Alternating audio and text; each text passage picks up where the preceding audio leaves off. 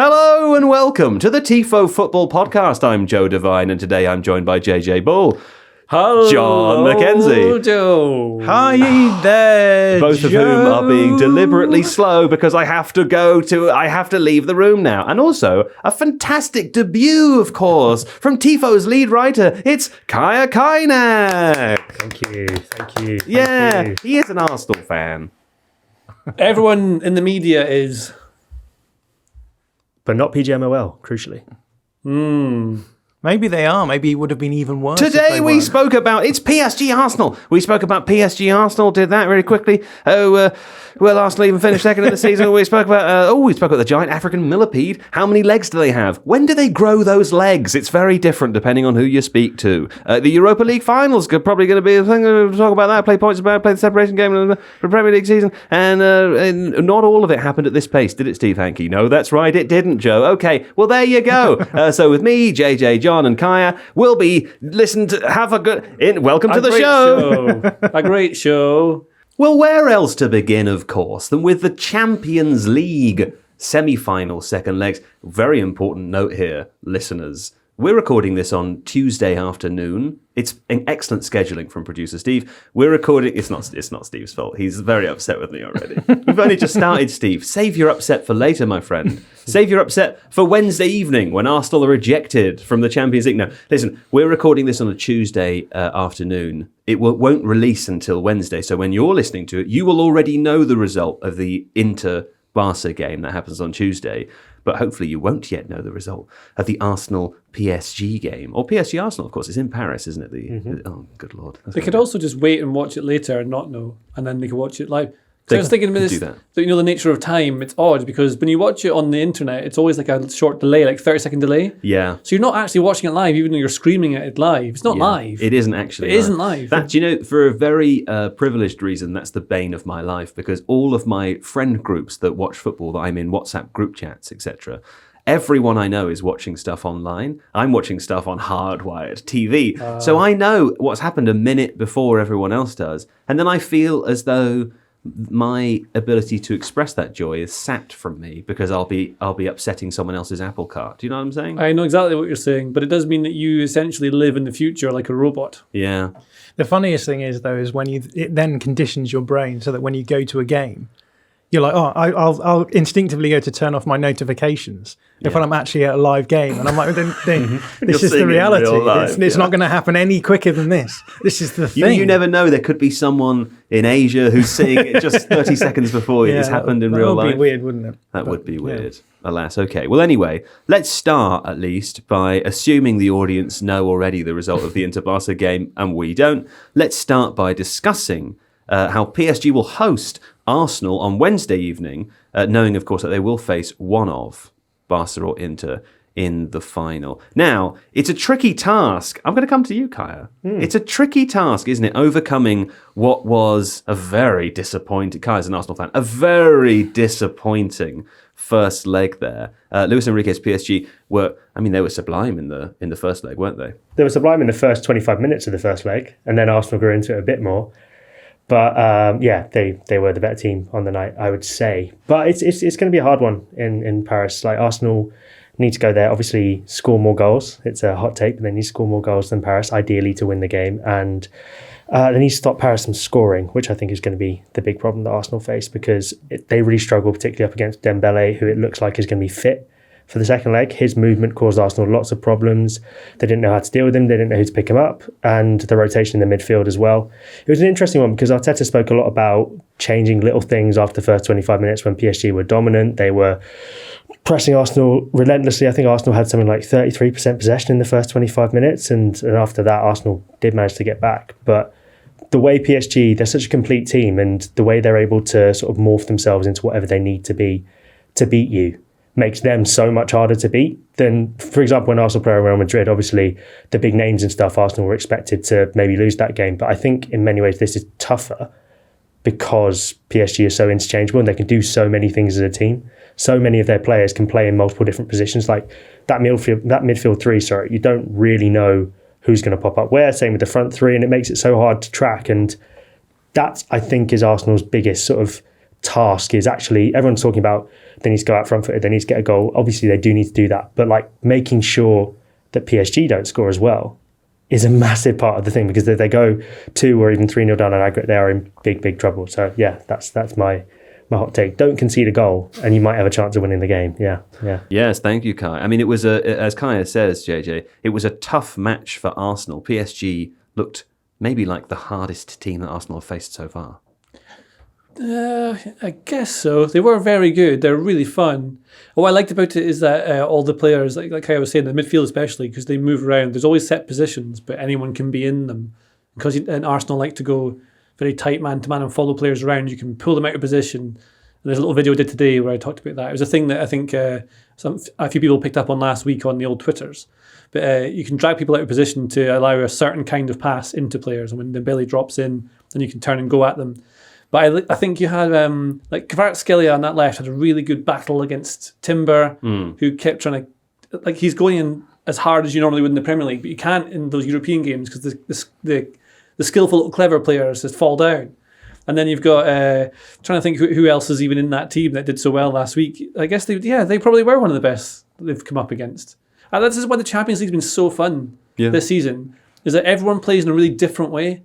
Whereas what we're used to in the Premier League is just 2 teams mashing into each other. I mean, Crystal Palace versus Nottingham Forest last night, for example, or whatever day this is in the future. Yeah, a day and a half ago. Yeah, it's just the same, it's the same. But then what you've got here is this team can do anything, and players like Hakimi are amazing. And we don't get to watch all these players all the time, and like Doué turns up, or people who take players on actually go past them, so things you don't really expect, because no one really seems to take anyone on anymore in the Premier League. Yeah. But now you've got players who do that. I guess they got more confidence because they're playing against much weaker teams week in, week out. So you might have more confidence every single game you play. So when you go and play the big boys in the Champions League, you're like, I fancy this today.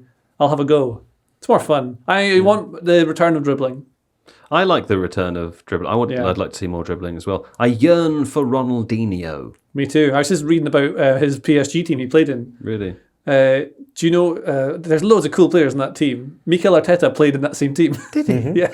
They were roommates, actually. All right, Mikel Arteta's biographers in the... Isn't that fun, though? And Pochettino, he was in that team as well. Was he? Yeah. Were all the Premier League managers in that team? Alex Ferguson was there. He played up front. Yeah. Let me remember. Claude Puel. Nicolas Just Anelka. your go-to John Gregory. guy, isn't he? Claude Puel. Lauren Robert. Yeah. JJ Kocher was there.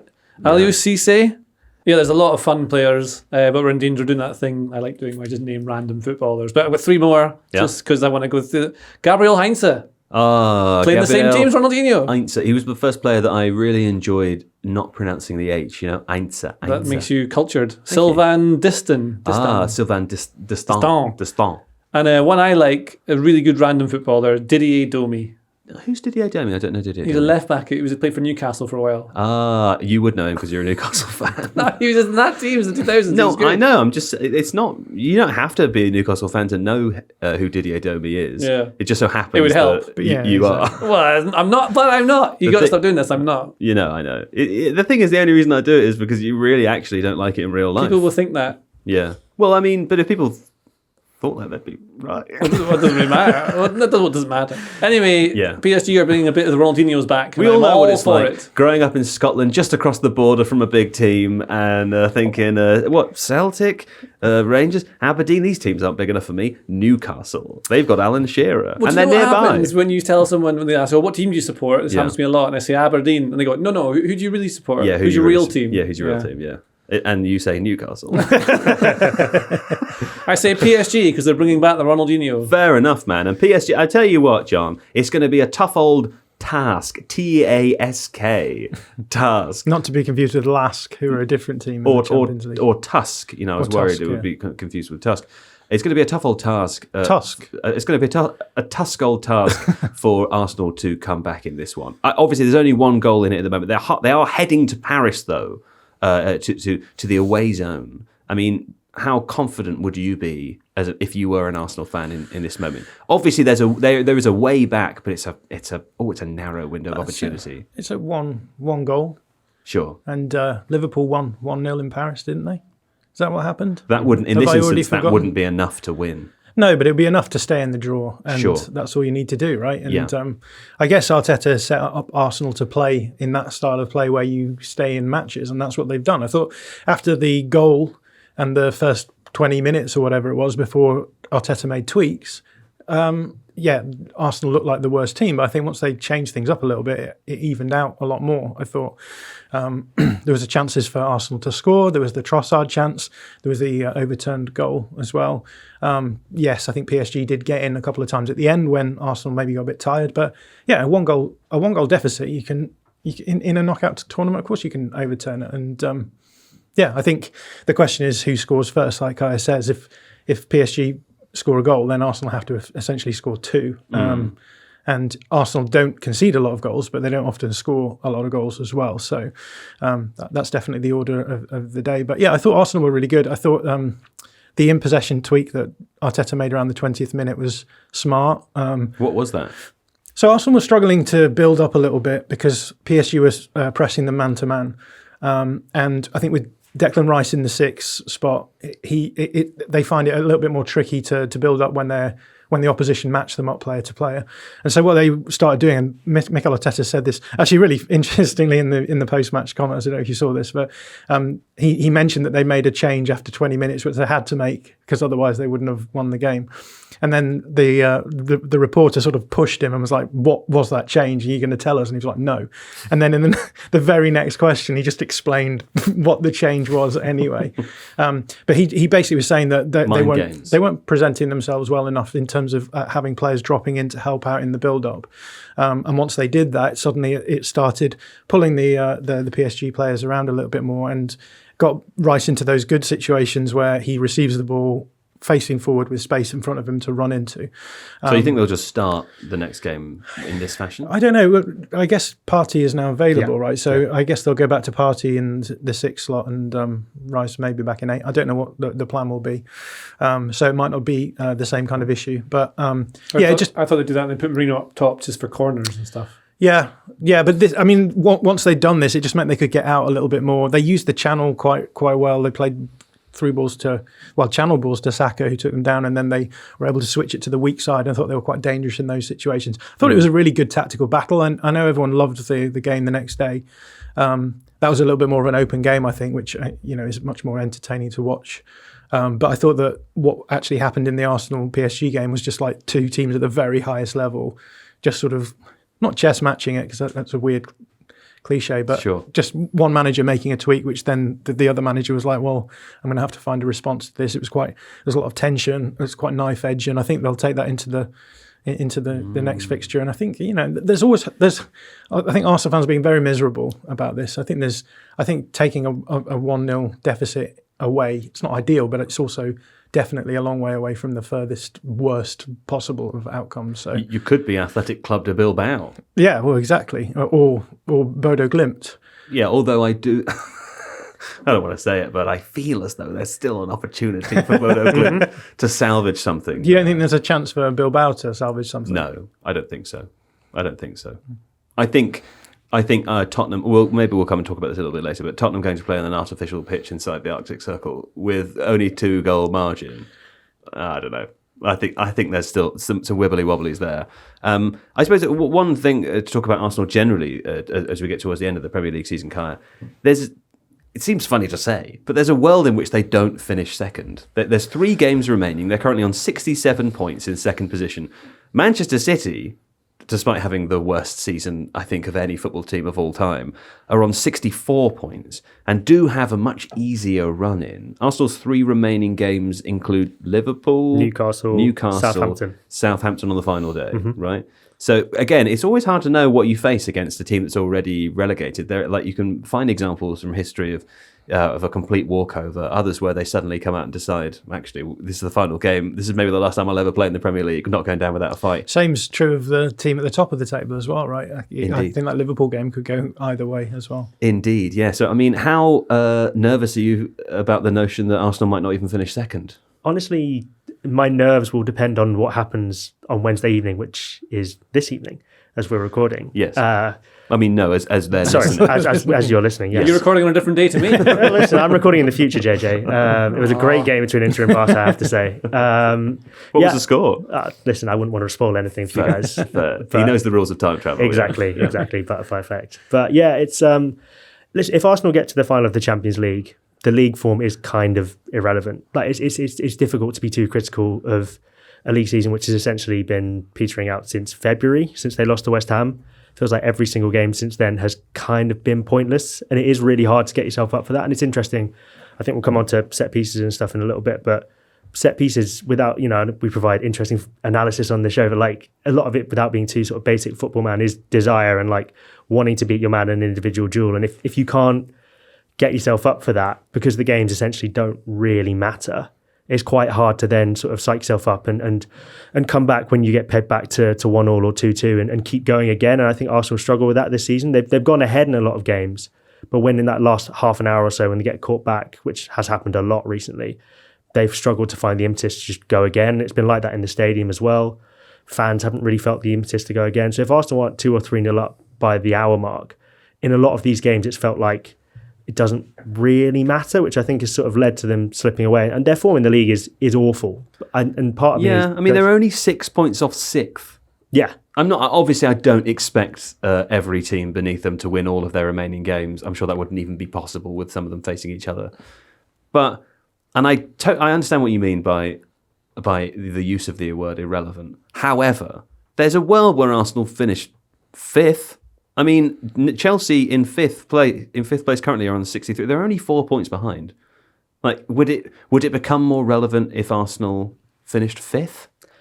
I mean, again, the Champions League is the huge factor. Like, if they win the Champions League and finish 5th, no one's going to remember. Like last season, what if Dortmund what won if the they go Champions out League. to PSG in Paris and also finish? Oh, you're going to make me answer that question. I see. Listen, I know these are Arsenal fans listening now, pulling their hair out, saying these are absurd hypotheticals. I suppose that the real reason I'm asking is because if Manchester City can have the worst possible imaginable season and still finish above Arsenal, based on what our expectations for Arsenal were ahead of this season. And aside from, we'll talk about the Europa League final with Spurs and United, two teams in far worse positions domestically, who are also thinking that a European final will salvage something from the season. I just feel as though you might be buoyed by a European final, an exciting event, a big game, but is that not really, really disappointing given where Arsenal started at the beginning of the season? It would be massively disappointing. I think the fact that Arsenal are going to finish on a lower point than the previous season in itself is already disappointing. Like every season under Arteta, pretty much since he took over, I think they've increased the number of points.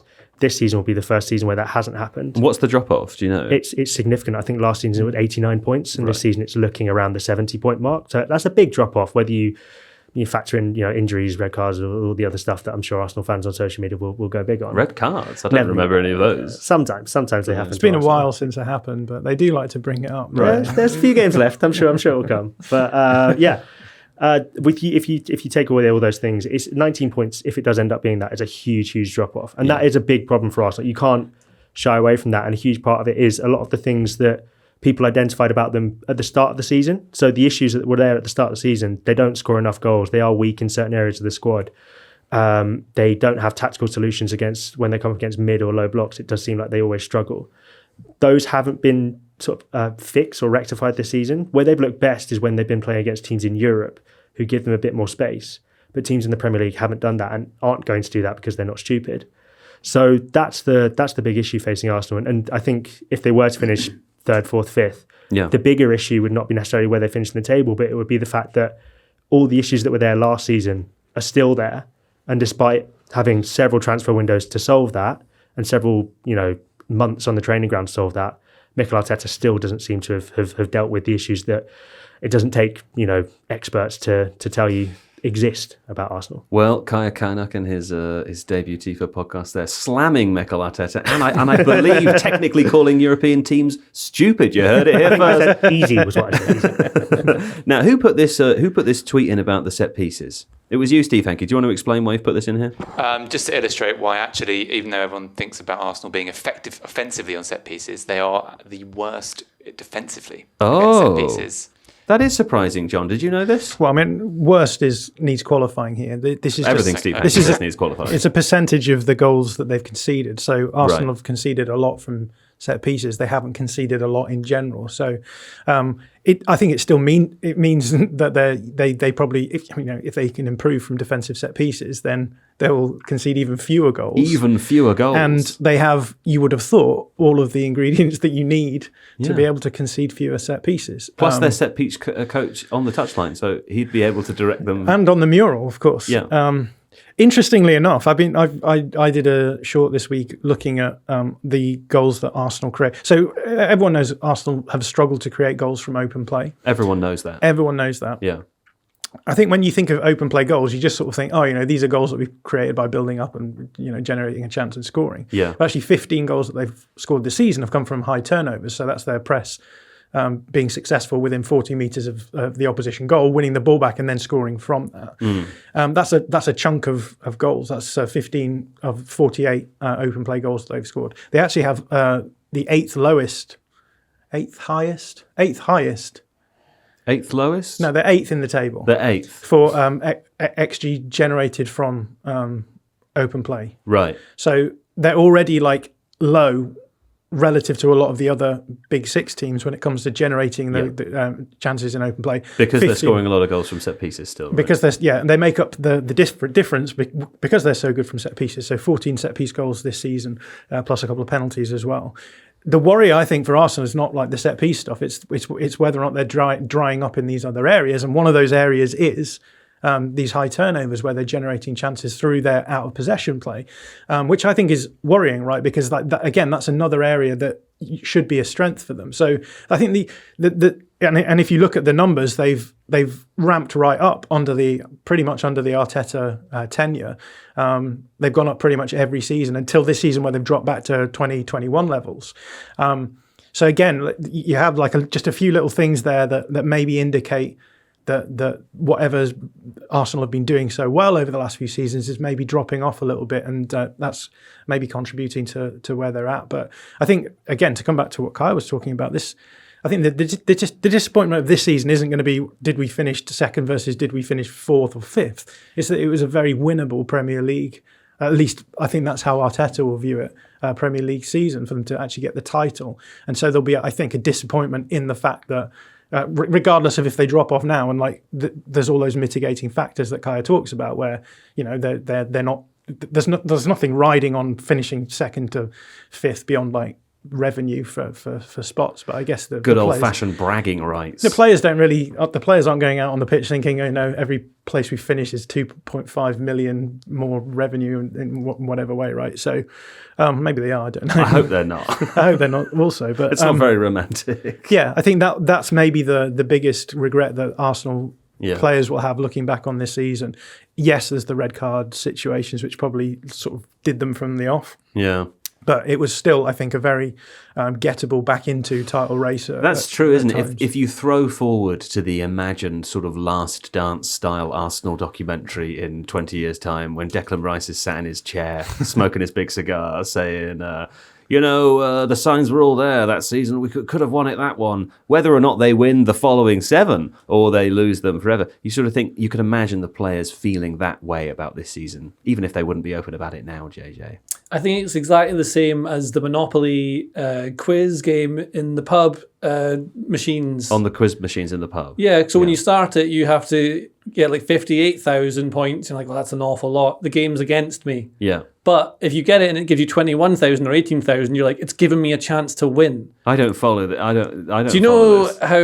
the thing is, the machines in the pub. I've played Monopoly on a pub quiz machine before, and I don't follow. Which one? The quiz one or the one that's essentially a digital version of a Puggy? No, the quiz one. Yes. Yeah. So you can't win it every single time. No. It's so because the probability chance of winning. So you're putting pound coins in, but you can only win certain times. Yeah. And you know that because it's going to start you with 21,000 points. Right. Or 18,000 points. That's how many you have to get by opening boxes that correspond to that. And that's why you keep putting more pounds in. You keep it in. So when you get that, you should be able to do it. But when those come up, sometimes things come up, like a silly question where it's like, what number of legs does the East African millipede have? 100. Yes. 1,000. It was a different insect. 1,000, surely. 1,000. Oh, no, it's not 1,000. Well, there we go. Nothing Exactly. 1,000. The answers are 1,000, 999, 1,001, and 1,002. Does the East African millipede even exist? Oh, the giant African millipede I exists. made that up. How I many picked it legs up. does it have? Scientifically named Archispirostreptus gigas. It's a large millipede found in East Africa and South Africa. It's known for its size, reaching up to, check this, 33.5 centimeters in length, just ever so slightly longer than one of those long school rulers. And its role as a detritivore, Eats feeding rubbish. on dead plant matter. These millipedes are also known as shongololo or bongololo. How many legs? How many legs? East African millipede, how many legs? Well, so the giant African millipede typically has and this is interesting that they have a different number of legs, a wide range of legs, between 256 and 400 legs. Yeah? Well, there you go. So it would do this question. It would give you 4 options, but they're divided by 1 point.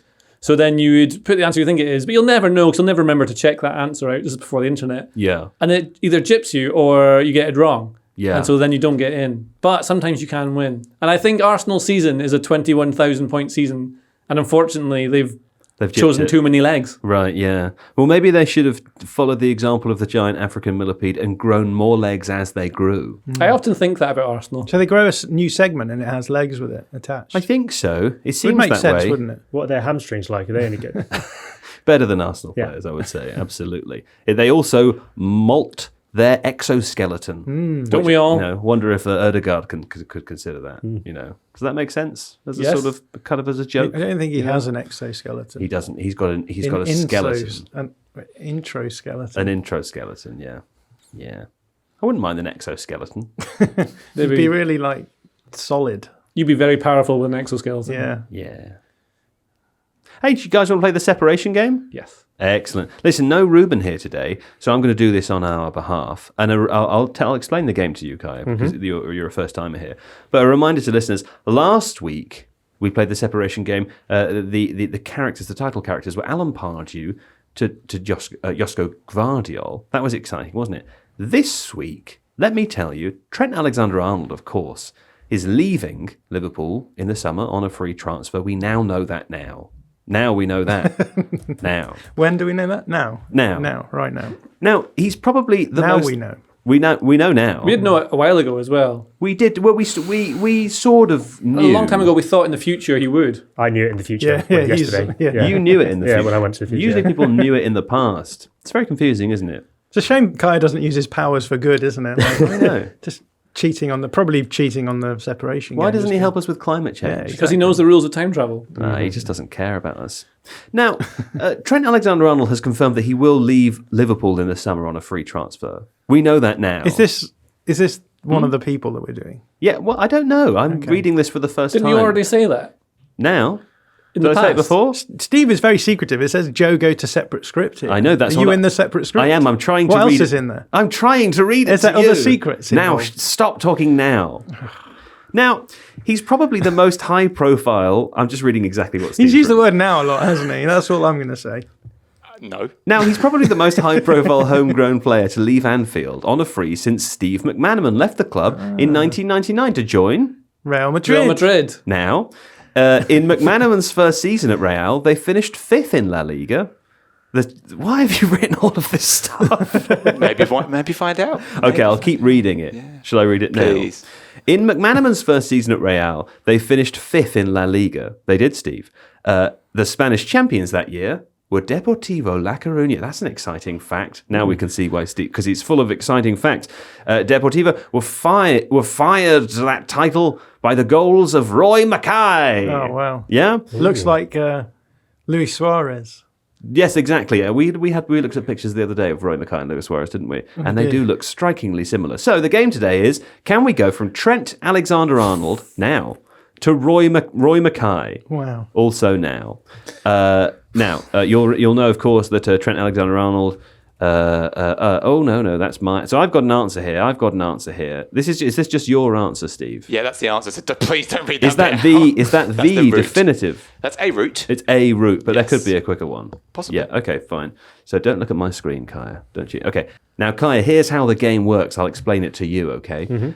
What we need to do is find club roots between these two players. So Trent Alexander-Arnold has played with someone who's played at a club, who's played with someone who's played at a club, who's played with Roy Mackay somewhere, right? The two key rules here are the players, when you're connecting players at a club, both players have to have played a first team game in the same season. They don't have to play in the same game, but they have to have played a first team game in the same season together for a connection to count. And also, no international teams here. We're only doing clubs, okay? Cool. Right, we'll be back after this break now, and then now we'll find out. Now we're back from the break. Okay, we've got a combination of some glee, some sighs. I think everybody seems to have done it so far, but let's find out. Now, JJ, you claim to be able to do this in 2. Yeah, I think it counts as 1 because there's only 1 player between the 2. No, but we're not counting the players between the players. We're counting the clubs. That's how the game works. Okay. You know what I'm saying? Yeah, they weren't all. They didn't all play at the same. Yeah, But it would be instances of clubs anyway. I rather think. than- Yeah, I'm not doing this for a bit. I genuinely am trying to figure out what it is you're telling me. I think it's 2 clubs. Yeah. Let's say player A plays with player B at a club. Yes, And then player B plays with player C at a club. that's 2. That's 2 clubs. I've got 2. Yeah, you've done it in 2. Okay, Yes. well, let's come to you last then, because that seems like, I think, the best claim we have. Kaya, what do you claim? I think I've done it in 2 as well. Oh, you've done it in 2 as think well. so. I think. John? I've got a few more players than that. Yeah, but as just expressed, I don't care about the number of players you have. I care about the number of clubs. I have a couple of players at the same club to But there would sort be me out. 2 separate instances of the club. Yeah. So what number are you claiming? What? Including Is this mentally complicated? Well, it's not complicated. you make it so much more complicated by doing it by clubs. Do we need to? Why? So I can go via Feyenoord Uh-huh. and then Liverpool. Yeah. Every 2 players, there's a club between those 2 players, right? And then so player A and player B, there's a club. Player B and player C, there's a club. Player C and player D, there's a club. That would be 3. Right, but what if there's the same club for any of those? But it's just counts a separate instance of the same team, separate. right? Okay. I think it's 2. 2. Yes. So you've got 3. You've got. Can I 3 just say players. what I've got before my my sign up? God. Please. Hell, right? Go on, John. What have Roy you got? Mackay played with Nuri Sahin at Feyenoord. Uh-huh. Nuri Sahin played with Jordan Henderson at Liverpool. Yeah. And Jordan Henderson played with Trent Alexander-Arnold at Liverpool also. Do you see that you said 3 separate things there together? That's 3 players. That's though. no, it's not. It's how could it be? You said 4 players. You said Trent Alexander-Arnold, Roy Mackay. Yeah, but he's one of the players, so he doesn't count. No, they all count. That's why we don't count the play. Oh my God, this is so simple. This is so simple. You even said it. You even naturally said 3 things. You went, what, thing 1, thing 2, thing 3. That's 3. That's I kind of think it would be simpler if you said it's 5 players, so including Trent, including Roy. But it's based on the no one agrees with you, Joe. No, literally, this comes from the Kevin Bacon movie game number thing, right? Where you count the movies. It's not the actors. We can do whatever you want. It's so you guys do it. I want to do it this way. Okay, it's so simple. We'll do it this way, but you're going to have to explain it every time. Why? It's to all so of us. simple. Everyone understands. How many was it? Listen, So Roy commenters, right under the comments of this, you understand, right? It's so simple. It's brain-shatteringly easy, what I'm saying to you. Okay, Feyenoord. You said 3. Feyenoord, Liverpool. Yeah, it's 3. That's 3. Okay. 3. That's 2 clubs, isn't it? Oh, my God. That's Feyenoord, Liverpool 1, Liverpool 2. Yes. That's 3. Yeah, 2 That is- separate They played in instances. Liverpool Okay, first. John's lost because he said 3, right? You both think you can do it in 2. I'm curious if it's going to be the same I don't think I route. know I'll never get anything this first anymore. again. I think Kaz will be better at this sort of game than me, so I really want to go first. So I get Yours is definitely 2 because you've talked it through already. And I'll do it one more time. it. 2. Yeah. What's your route? Roy Mackay played at Feyenoord with Jorginho Wijnaldum, There you go. That's 1. who played with Alexander-Arnold at Liverpool. That's 2. Is that what you got? No. What's yours? Well, I don't think I know anything anymore. I'm so confused. But I'm going to work backwards. Yeah, that's fine. Trent Alexander-Arnold played with Thiago Alcantara. At Liverpool. Yes. That's 1. Who played with at Bastian Schweinsteiger at Bayern Munich. That's 2. Who played with Roy Mackay. That's 3. Okay. There you go. Okay. I don't know how you get 2 You've from done that. the same. You've done the 'Cause same. you as think me it's then. 2 players in between the 2 players. That's what you're Yes. counting. You're counting yeah. What was Steve's way? What was Steve's way? Don't need to worry about it. Steve's Don't way. need to- Now, Steve thought this was very difficult. as it turns out, I have sympathy, Steve. So this can be a hard thing to do. But Steve's route is a very, very fun one, if not the winning route. He started with Trent Alexander-Arnold, who played obviously at Liverpool with James Milner, who played at Liverpool with Kolo Touré, who played at Arsenal with Bakary Sagna, who played at Bayern Munich with Lucas Podolski. Oh, wait, no, who played at Arsenal again with Lucas Podolski, who played at Bayern Munich with Roy Mackay. Can I tell you what I think's happened here? What's happened here? Steve knows all the Arsenal people. Yeah. And he's put them in. He's used his brain, hasn't he? Yeah. Instead of the internet. I don't mind it. I don't mind it either. It's a lovely creative route, but it's got Steve Hankey written all over it, hasn't it? It does. Yeah. You notice how he let us talk about Arsenal forever? He didn't. None of this. Yeah. No wrap-ups. No It was just wrap-ups. like, keep going. This is great stuff. Yeah. For Stand all by the it. people out there who say that this podcast and the people on it are anti-Arsenal, yes, that's true, but only because we're under the thumb of this producer. Our producer is an Arsenal supporter. He must be stopped. Anyway, there we go. That was the absolutely exhausting separation game. I never want to play it ever again. I'm actually angry with you in real life. And we'll talk about this. This isn't a bit anymore. I'm livid with you in real life. Because I know that you have the wet brain capable of understanding this, yeah? And you're deliberately not understanding it just to upset me. And it's funny, and I'm angry about it. Anyway, let's now talk about what is a probable Europa League final. Sort of just disappointing in some ways, isn't it? Manchester United, of course, last Thursday, what was it, 3-0? They beat Athletic Club away from home. Spurs were at home to Bodo Glimt, as we said earlier. That was a 3-1 victory. So it seems most likely ahead of those second place this week that the final in Bilbao, funnily enough, will be between Manchester United and Tottenham Hotspur.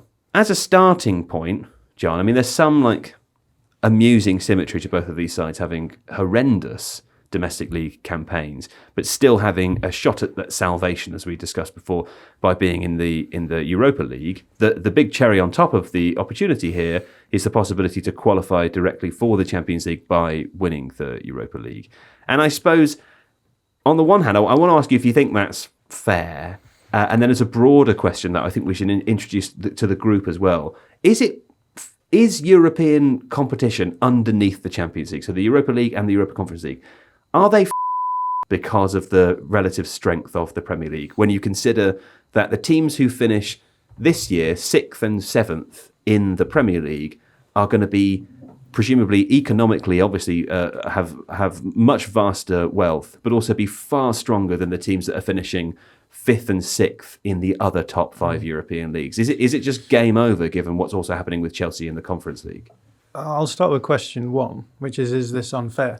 Do we know when Europa League bequeathed Champions League qualification? It was relatively recently. No, it was only in the last 10 years. I think I'm right in saying that. Changed from the UEFA Cup to the Europa League, is it not? Was that it? Let me check. Was that back in 92, 93 as well? No, I think 2009, 2010. Did Sevilla used to get in the Champions League through the Europa League? I think so. Then they kept losing it, going out, and then going and winning Europa League. Finishing and third then every time. Yeah. There's definitely been a lot of upheaval in terms of the rules around what 2014. 2014. Okay. There's definitely been, that's 10 years ago, I suppose, but there's been a lot of rules about who qualifies for what, right? And they've recently changed the dropping out of the Champions League in the third places of the groups, meaning you go into the Europa League in order to, I guess, make the competition more competitive. But it seems as though that hasn't been the case. Is it fair? It's the rules. And I guess the question is are the rules still sustainable in this brave new world that we're facing? Because in theory, if you ran, thousands of simulations of these European competitions every season, you would have thought in the majority of them, all that really happens is that you're saying okay, now another English team, another Premier League team can be in the Champions League. This year, obviously, because of the coefficient, the Premier League is already putting 5 teams forward. Now it will be 6. Yeah. So next season there will be 6 Premier League teams in the Champions League. That just feels like too many. That seems like an awful lot. I think the reason why we're talking about it this season is because as you say, Spurs and Man United have had such historically bad campaigns, right? I think if both of those teams were playing well in the Premier League, then you'd probably just look at this and be like, okay, it's just one of those things where a team's dropped out of the Champions League spots into the Europa League spots. I guess Man United got there through the FA Cup, right? But you just look at that and say, okay, fine. It's just been a bit of a lag in them catching up to where the level is. But I think it's the fact that they've been so abject in the Premier League and then have done nothing in terms of performances that suggests they deserve to get a backdoor entrance to the Champions League. That's why people are talking. To the Champions League. It seems unfair on the fact. I think on the fact that there's Premier League teams who've had much better seasons than them and will come away with no Europe on the one hand, and then on the other hand, the fact that there's European teams who are now going to go into competitions where the likelihood of them winning those competitions is just so much smaller now because the wealth discrepancy between Premier League sides and the relative levels around Europe is off. And that's the reality, right, is that the way that they determine who goes into each competition is based on a stratification of leagues, when if those leagues aren't fair in a financial sense, you've got a fifth place La Liga team going against a fifth place Premier League team where the expenditure that one team can manage is nowhere near where, I mean, we're talking 15th, 16th place teams in the Premier League now are now competing in the Europa League. It seems very unfair from that point of view. So I guess the question is whether or not UEFA will do anything about it. I don't know if it's in their best interest to do that. But I felt similarly when West Ham won the Conference League, to be honest, which I think is a very unpopular position. Because that was cool. West Ham don't usually win. Yeah, things. right. And the argument at the time was, it's great that a club like West Ham can win something, right? And it was nice for Jared Bowen. Sure, and David Moyes, yeah, and all the other West Ham lads, and Declan Rice, because that's the only way you can win competition. But I guess the point there is that there's a whole group of clubs now in around Europe who enter those competitions who now will look at this. Like the fact that West Ham won it, now Chelsea probably going to win it, or they're going to be the favourites. The favourites in the Europa League were favourites for the final, let alone like favourites for the trophy. Champions League is where there is actually that parity because there are clubs that can compete financially. Yeah. To me, it's just it feels as though the competition, the way that the competition is structured, doesn't really reflect what's happened in the last few years. And the question is whether or not UEFA will do anything to maybe mitigate that. But I suspect probably not, because they'll always be thinking, well, what can they do apart from salary caps? Something like that. Which I think wouldn't be in their best interests, right? Yeah. And presumably in their best interest is to have the biggest possible teams in these competitions with the biggest fan bases that want to watch them. I don't know, Kaya, what do you think about the notion that there could be 6 Premier League, Champions League teams? I think it's obviously not good that 1/6 of the Champions League is going to be English. And a lot of, when the new format of the Champions League was brought in, a lot of the talk around it was that the idea was to stave off the threat of a Super League. And the idea that constantly you get more and more big teams basically getting a backdoor entry into the Champions League and all the money that comes with it. And it's not quite a Super League by stealth, but it's like one step away from it, it feels like, in the sense that when the Super League was proposed and briefly was happening, this is kind of what they wanted, in the sense that the big teams more or less get as many chances as possible to play in the most lucrative competitions that are out there. And that's what's happening now. And Spurs and Man United, like you said and like John said, they've not warranted European football based on their domestic performances, which have been awful and appalling, and they don't deserve the chance to get there, in my opinion. But I think that's kind of been the case for a while, so I don't want people to think it's sort of bashing Man United and Spurs because they're big clubs. I think if it was smaller English teams, I think most of us would probably be having the same conversation, maybe not to this extent, but probably if a team's 15th and 16th, it could be playing Champions League. I think Chelsea and Arsenal played in the Europa League final, right? Not that long ago. Was it under Sarri and 2019, yeah. Yeah, so did we have that conversation then? I don't remember having this No, but that was because Chelsea had finished inside the top 4 that season, so they'd already qualified for the Champions League. But it was a bit of a conversation in the sense that was Arsenal's route into the Champions League, and it was a lot of well, if they don't finish the top 4, there's always the Europa League to fall back on. And this is also the first season that Champions League teams haven't dropped down into the Europa League as well, right? So that it's a new ground now. In theory, the stumbling block before was you could play really well in the group stages, and then all of a sudden you could be up against Barcelona because they went out early of the Champions League. That's gone now. Yeah, you're just I guess if we went through the list of Champions League teams and thought if they'd been in groups of 4, which were the teams dropping in there? Yeah. Would that change the likelihood of Spurs or Man United getting Champions League off the back of it? Probably. I suppose is the answer. Yeah, I would say so. I don't know. What do you think, JJ?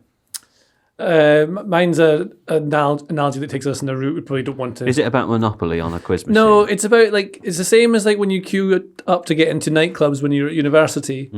Because if they were often be very busy back when people used to go out to nightclubs and things like that. Yeah. And so, but if you happen to know people who worked there or you did work there, even though the queue was easily an hour and a half, you could just turn up. You could finish your own work and get a taxi and you can just stroll straight through. Feel special. Because you're part of the club. You can get straight past it. You're like that episode of Peep Show where Mark is both working in the Mexican restaurant and supposed to be having a business meeting in there at the same time. It's kind of how I run my life. Did you used to take pictures and put them on Facebook saying, having a great night at the nightclub, but then you couldn't see the mock No, just we out of wouldn't view? do that. I did have a crab suit that we'd often wear or a other sort of thing we'd hang out. But we'd do that, and get straight in because you're part of the club. But the club is at capacity. Yeah. They've got everyone in there. Yeah. The only ways in are to have that sort of thing. So if you're looking at a bigger actual nightclub and not Exodus in Aberdeen, if it's that's the only one I ever went to. Sure. Where else would you go? That's the Champions League. Because where else would you go? You don't want to go to the other ones. They're rubbish. But if you're in London or something where I don't know where on earth people go in London. Where did they go? I don't know. Factory? No, that's. I can't. You think you're what's the Fabric. Shut down. Inferno. Is Fabric shut down? I think. Oh, Factory. Factory. Well, Didn't There they might go? be some There's local one called Farm. There's one out. There's one Jones out near. Factory. There's one out near the O2 Arena that's basically an old dockside factory. But I don't Yeah, think- Factory. I wouldn't be surprised if they called it factory. There's one called Inferno. Disco House. Disco House is a good one, yeah. Yeah. There's another one called Goalhead. Goalhead. I've been there. I like my favourite London nightclub is the Digger Zone. Where they have those big old JCB diggers in there. My friend used to manage a theme park called Diggerland. Really? There's Yeah. Diggerland in Leeds, I think. Something like that. Do you know John and I have been playing Farm Simulator? recently? I like it. It sounds fun. I'm quite addicted to Farm Simulator these days. Steve Hankey's looking at me like he's really upset. But Farm Simulator is so much fun, Steve Hankey.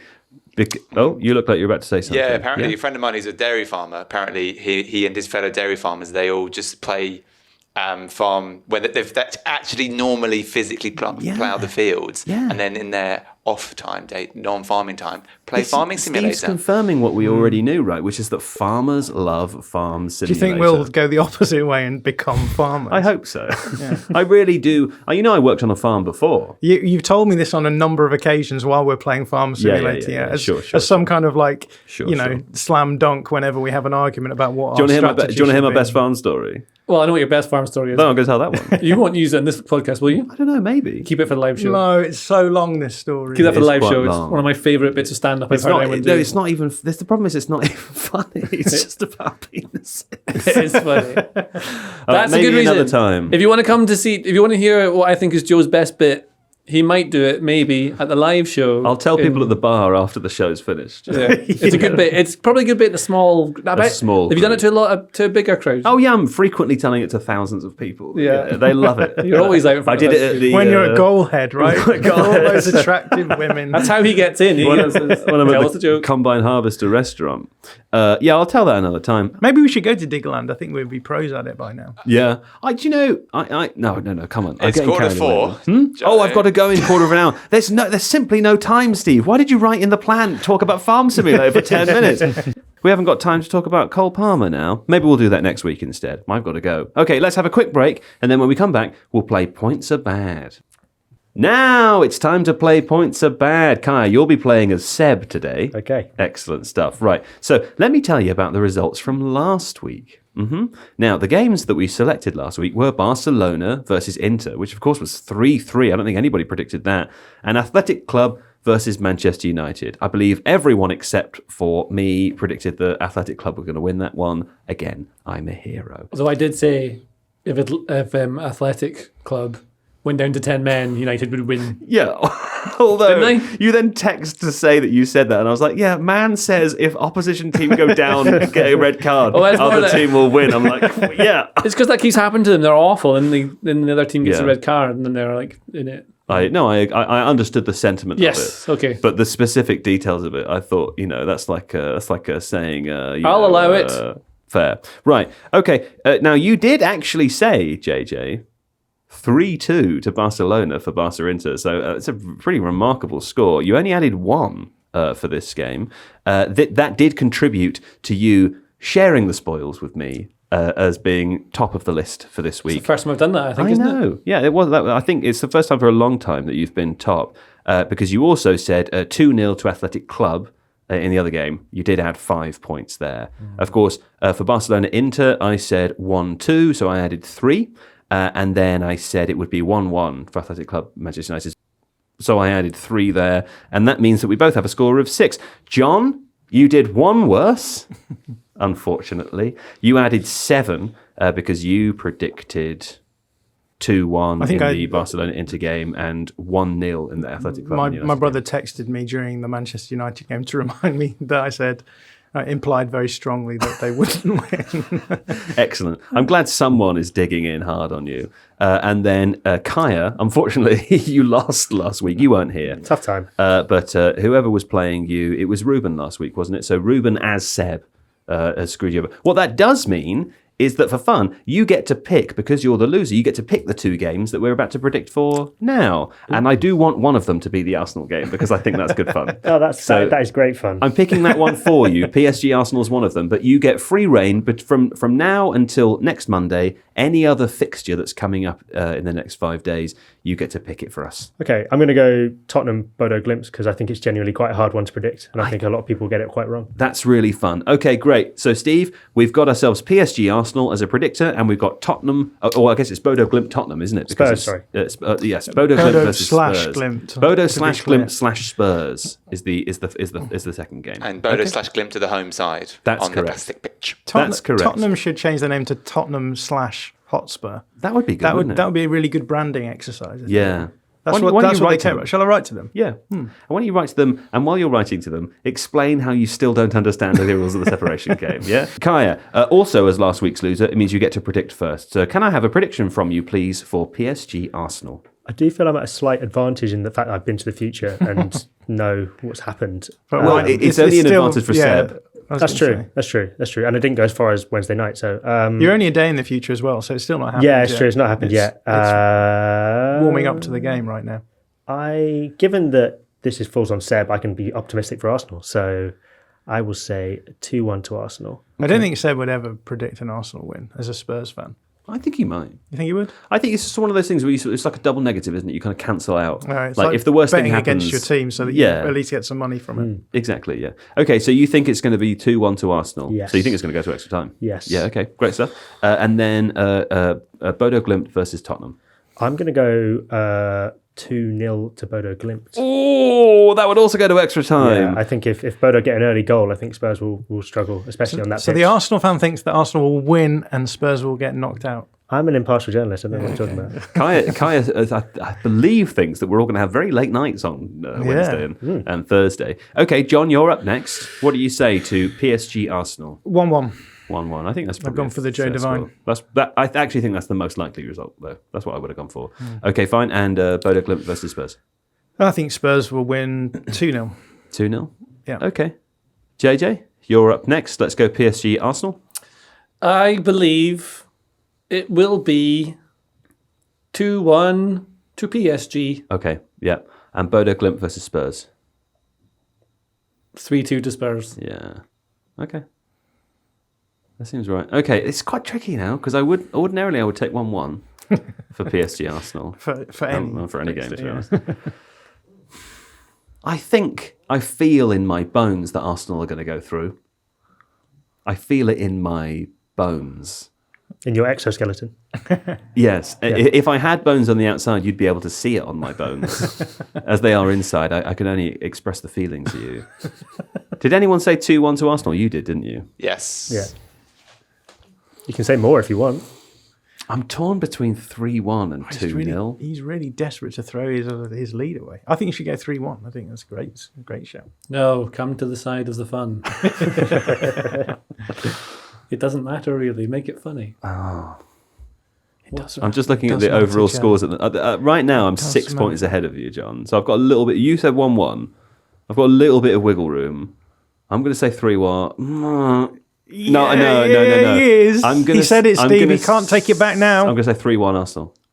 I honestly think that might happen. And do you know what? It's not going to be because Arteta coached a good team. It's going to be because Arsenal have excellent players, and as the game approaches the end of the game, they're going to score banger after banger, and they're all going to turn it around. And it's going to be a great European evening. It'll be a night to remember.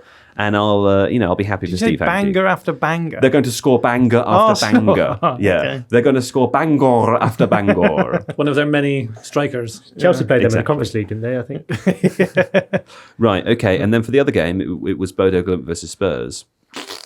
Did someone say 1-1 already? No. Nope. 1-1. Na, na, na, na. All right. That's 1-1. Great. So as a reminder, JJ. You are in last place overall with 175 points. But in another way, I'm top of the table. Yeah, if you turned it upside down, you would be top of the table. And I'm still expecting there to be a twist within this game. It's very bad to base a season-long strategy on the expectation of a twist that you've been repeatedly told isn't coming. The best games have twists. That's true. Unfortunately, this game is called Points Are Bad and is almost so stupid. But you're on 175 points. You could still break 200 if you try really hard for the next three weeks, because we're coming to an end very soon. There's only 3 game weeks left of the Premier League, John. Yeah? You told me this, yeah. Now, I think we should do the Club World Cup as well. We're not doing the Club World Cup. Why not? We will do the Champions League final. That will be the last one, but we're not doing the Club World Cup. Why not? Because I'll have more opportunities to lose.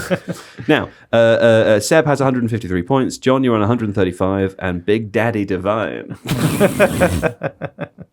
is on 129. That's pretty good. It's the only thing I'm ever beating anyone at that's You've related been to football. top the whole season, pretty much. Yeah, well, it's just because I'm one of the best guys out there. And every week, consistently, week in, week out, I just think about the next game that's coming up. I don't think about the season. I just They think about say, the next what do you game think the that's score is? And you 1-1. you think about it and you think, what would the score be? And then you say what you think the score I say would be. 1-1. Yeah. Next year, when we play this game, we should outrule 1-1, and we should play against the 1-1 bot who picks 1-1 for every game and see if the 1-1 bot does beat all of us. Isn't that just you, the 1-1 bot? Yeah. We've done that this year. We've just pushed it back. I'm going to change things up. I'm going to get more adventurous next year, and I'm still going to win. You've done 3-1 now with a 6-point buffer. Come on, that's and risky. then 1-1 on the other one. It's risky. It is risky. It'll be very funny if I'm ahead of you next week off the back of that. You won't be. I don't think you can be based on the scores that you've picked. Maybe not. No, because there's only 2 points difference between what you said for the Arsenal game and the Bodo game. You said 2-0 Spurs, right? There's only 2 points difference. You can't possibly be ahead of me. I understand maths. You're never going to win. You are correct. Yeah. Okay, great. Right, that's it. Still going to be a big chunk. That's it for us this week. It's going to be a twist as well, remember? Oh my God. We'll be back next week with more. Until then... Oh, for God's sake. Not that one. Hold on. Until then... Huh?